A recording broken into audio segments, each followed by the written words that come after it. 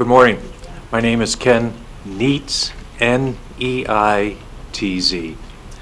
I'd like to speak in favor of approving that Nye County Bill 2010-12, the increase in the brothel registration fee. I understand this increase is to help fund our Nye County VSO. I'm an Air Force veteran, 24 years of service, and consider myself very fortunate that I do not have a service-connected disability. My son, however, at age 33, while on active duty, suffered a stroke. It affected his speech, his cognitive skills, and a little bit of his memory.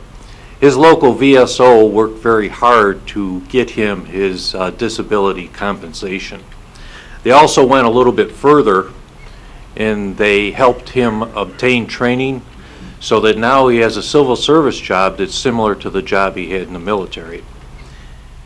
Through his local VSO, he is now able to provide for his family and become a productive member of his community. I know that it is politically correct in today's world to say you support servicemen and women and our veterans. I would like to encourage the Nye County Commissioners to go a step further than being politically correct and ensure that our VSO is funded for many years to come. We have a lot of veterans in our community. I said I would adopt bill number 2010-12 with the following change that it's not written in yet,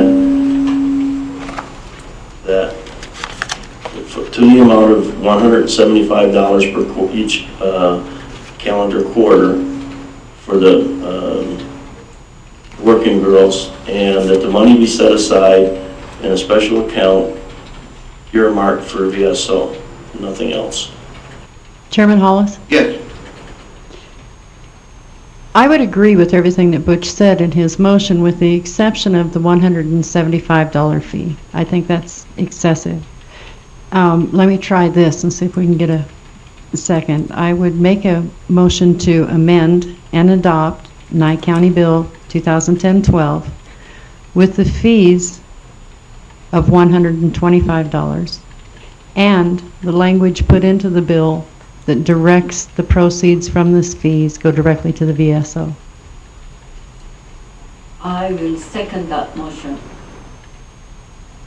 I have a motion by Commissioner Wigman to amend and adopt bill number 2010-12 at $125. Yes, sir.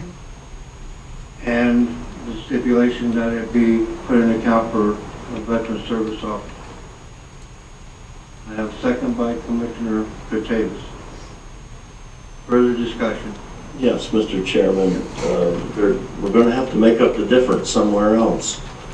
I hope the board's aware of that. We're going to have the rest of the funding to carry both those gentlemen in that position.